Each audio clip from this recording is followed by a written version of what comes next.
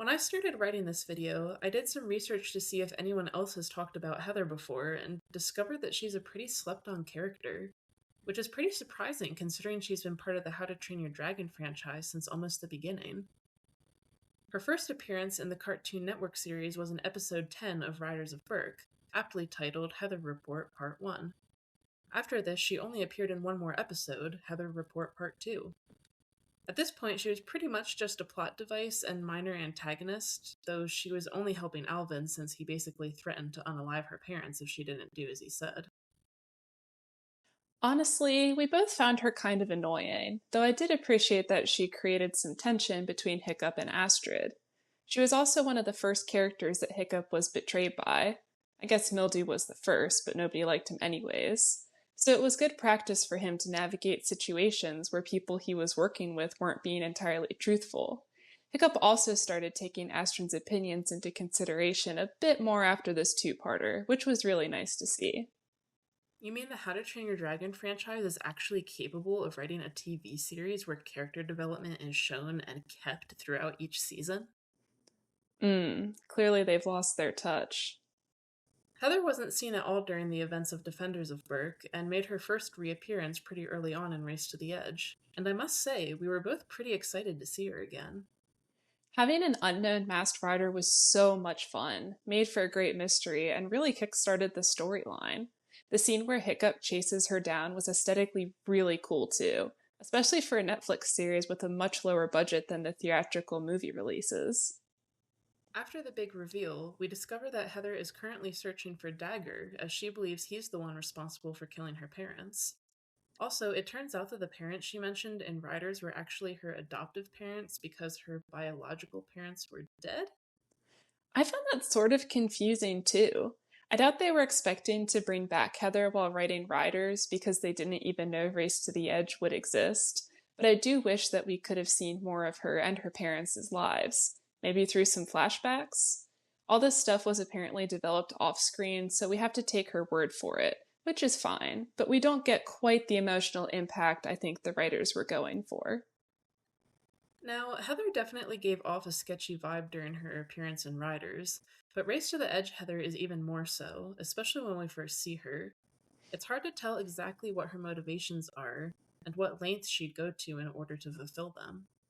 It is nice to see Hiccup being the most suspicious of her, though. He definitely learned his lesson the first time, and this is another clear indication that the writers take character growth seriously.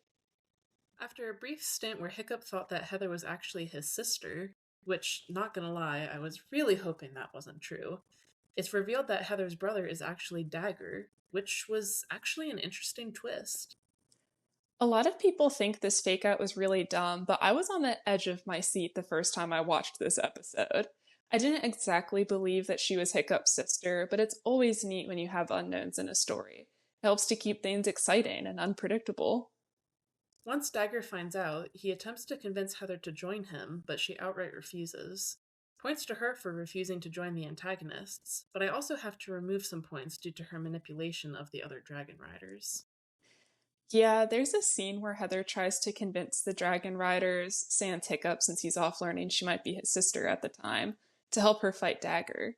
She starts out sweet and begs for their help, but when they show hesitation, she turns around and is like, well, I guess you were lying when you said you were my friends because friends help friends. Which is kind of messed up, not gonna lie, and unfortunately sets her tone for much of the series. What's more frustrating is that the other riders, feeling bad, agreed to go along with this. I guess they were mostly concerned for her well being since she was obviously struggling, but agreeing to manipulation to keep someone safe isn't the best practice. The last time we see Heather for a little while is when she decides to go off on her own, and by this point, I'm kinda glad to be done with her for now.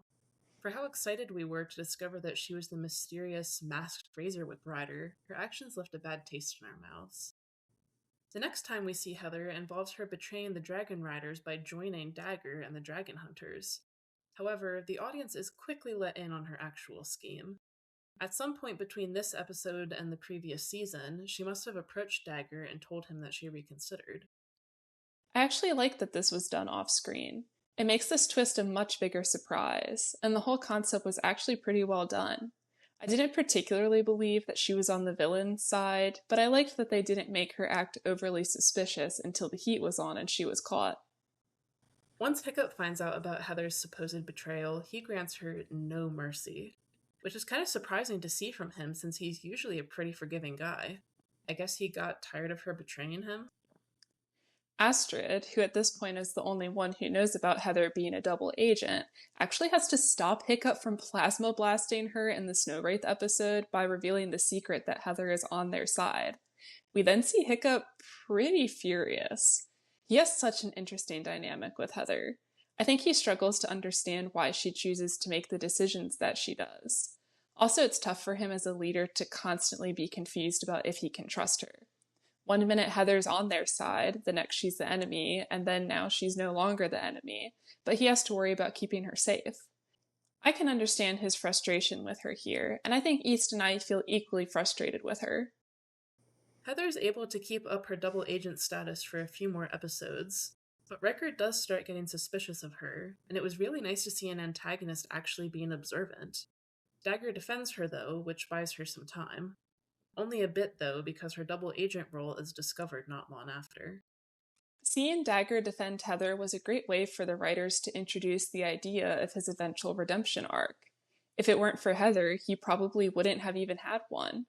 Maybe he discovered that having someone who cares about you, even though at this point it was all a lie on Heather's part, is actually kind of nice. He even lets Heather go after she's discovered, despite him still seeming to be on the Dragon Hunter's side.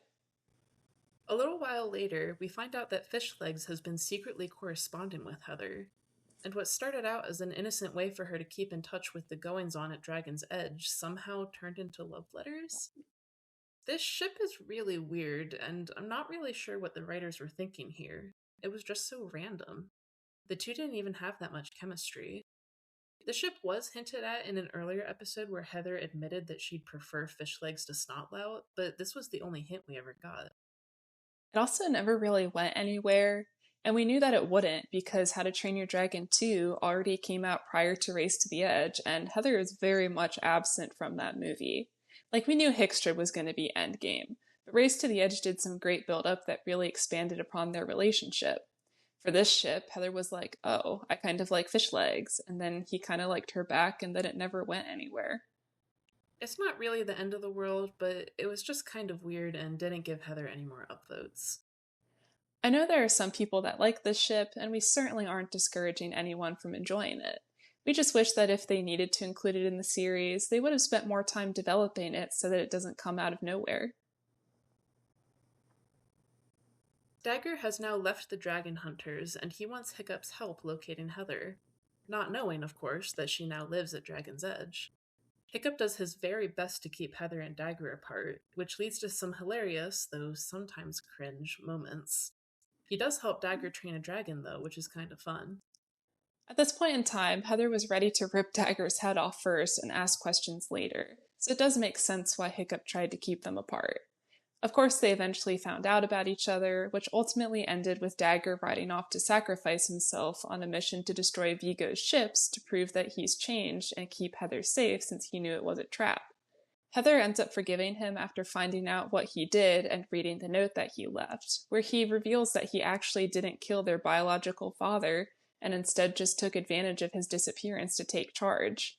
I do feel like she should have still been mad at him here.